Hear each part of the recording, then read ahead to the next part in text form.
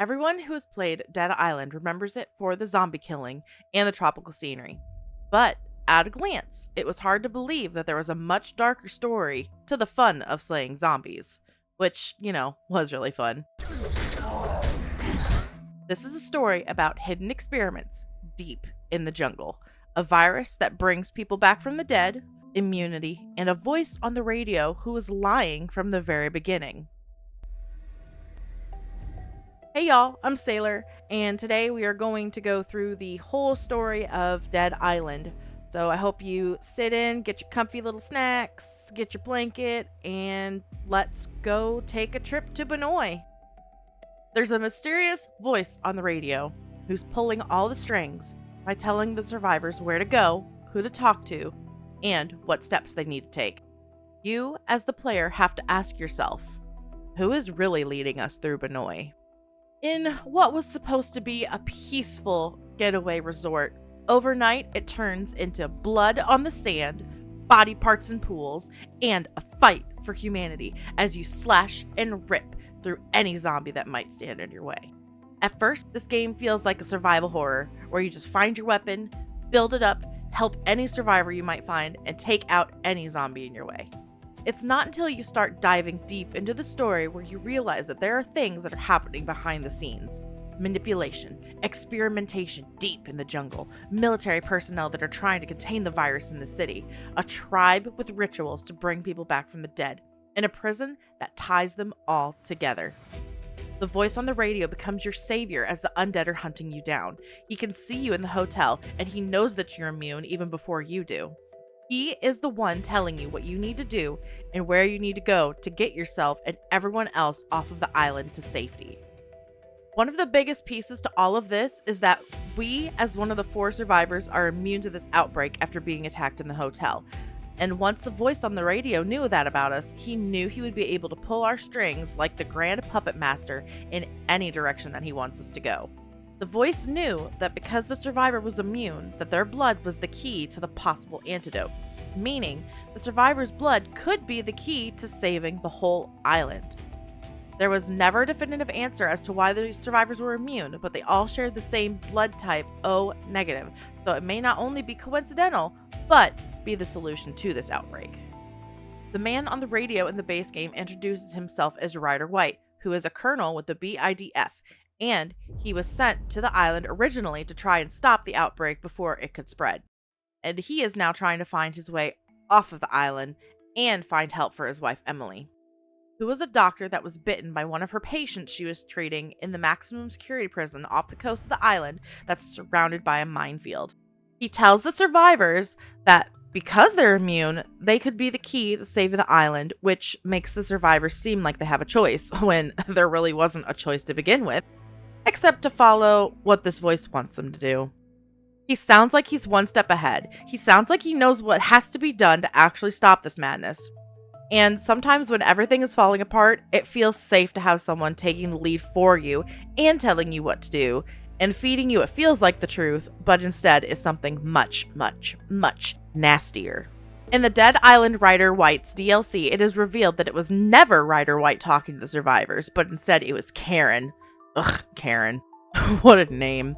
Who we, as the survivor, know as Kevin back in the base game, and he was impersonating the colonel the whole time on the radio as he was leading the survivors on their journey. This means that the voice was a lie the whole time, and Karen was manipulating the survivors, gaining their trust, using their immunity, and their desperation for survival and escape to move them exactly where they needed to go. This is what takes Dead Island from a survival horror to a conspiracy horror game. He was never trying to help us escape. He was pushing us deeper inside. Ryder White was never the villain sitting behind the radio. His story is a story of great tragedy. Before the events in the base game, Ryder was a colonel who was sent in to help with the containment effort in saving Banoi. He was the one who is trying to contain the virus and stop it from spreading, using military actions like destroying bridges. His helicopter goes down from one of his men being infected, and then his men die in the crash, leaving him as the only survivor. And in the middle of all this, He learns his wife Emily is infected from a prisoner she was trying to treat. She begs him to go on without her, to just let her die, leave her behind. This is the point where Ryder begins to unravel, one thread at a time. He knows the island can't truly be saved, and he knows the military is going to put an end to it one way or another by erasing Banoi before the infection can spread off of the island. But he knows he could never leave his wife behind. So, as the military is preparing to stop the infection, Ryder is making a plan to save his wife, no matter what it may take. And this becomes his obsession that leads to his downfall. Karen knows that Emily is Ryder's weakness, and he uses this fact to crack Ryder and make him do things he wouldn't have normally done. Karen knows that grief and the obsession to save the one you love and the fear of survival can make people easy to manipulate. And that's exactly what he does with Ryder and the survivors. Ryder was never the mastermind behind all of the survivors' movements. He was one of the many pawns. As the survivors slice through the city and deep into the jungle, the story begins to start to connect to deeper roots on the island.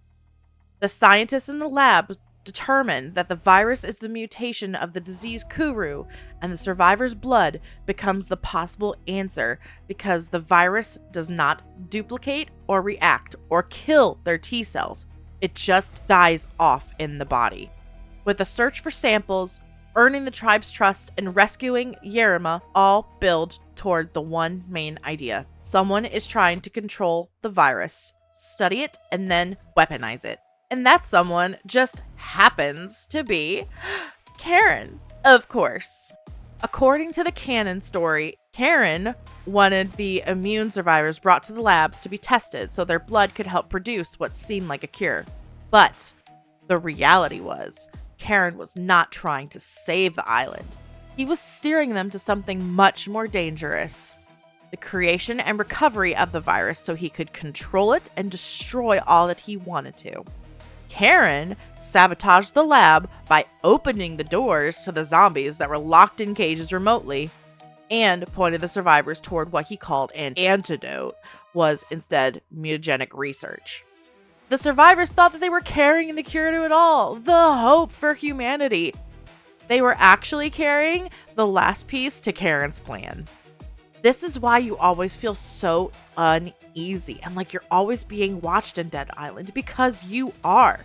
You're trying to solve everyone's problems by helping them survive, opening safe houses, finding samples, thinking you're moving closer to an answer, but instead it seems as if you're getting farther from the solution. Once the survivors finally reach the prison, you want the game to give you the truth, finally. But instead, this is where more lies come to the surface. The survivors are gassed in the elevator so the antidote can be stolen, and Kevin reveals to the players that Ryder is planning on leaving us behind as the military nukes the island, leaving us and everyone we tried to save. In the base game, the survivor views Ryder as the villain of the story, but the DLC adds the missing puzzle pieces. Ryder discovered that Karen was impersonating him to the survivors and trying to cut him off to stop him, and still was holding on to the hope that whatever was in that vial was going to save his Emily. He is not completely innocent, but he is also not in control completely like we originally thought. Ryder is desperate, cornered, armed, and operating on instinct to save his wife more than logic. This is where the story takes the ugliest turn. By the time the survivors reach the helicopter landing, we can tell that whoever Emily was is no longer there.